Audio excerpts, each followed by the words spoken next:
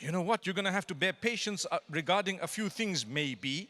They might be an asset or they might not be. The Prophet ﷺ tells us about the masjid, that when you go to the masjid, make sure there's no foul smell coming from you. If you've eaten something strong, garlic. You know, garlic sauce is a condiment that a lot of us really enjoy when you're dipping the right thing in that sauce. Sorry for speaking about it just before we're opening our fast, but it's one of those things. And you dip it and what happens?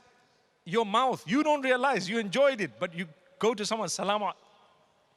As you want to open your mouth and the person is like, oh, you saying salam alaikum, it's more like smell alaikum, you know.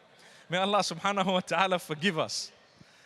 Allah tells us through the blessed lips of Muhammad sallallahu alaihi wasallam that if you're coming to the masjid, make sure you've gargled, you've eaten onion or garlic or something strong. If that is the case, and it is, what about if your perspiration is really, you know, on 99.9? What would you have to do? Wallahi, you'd have to ensure that you're smelling good. You know, perfume or something decent or an underarm earlier on in the day, so that when you come, you're okay. You're not harming people with your, what you call a scent, but they might call a stench.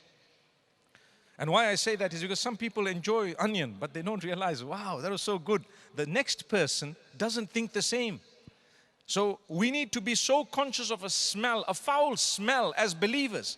Imagine if you're harming them with your mouth, with your words, and physically. How would that be? Don't you see that the blessed teachings of Islam are such that we would be the biggest assets to those whom we interact with on a daily basis? Biggest assets. If you pass me on the path by the will of Allah, I will ensure that somehow you have a pleasant experience. May Allah make us that way.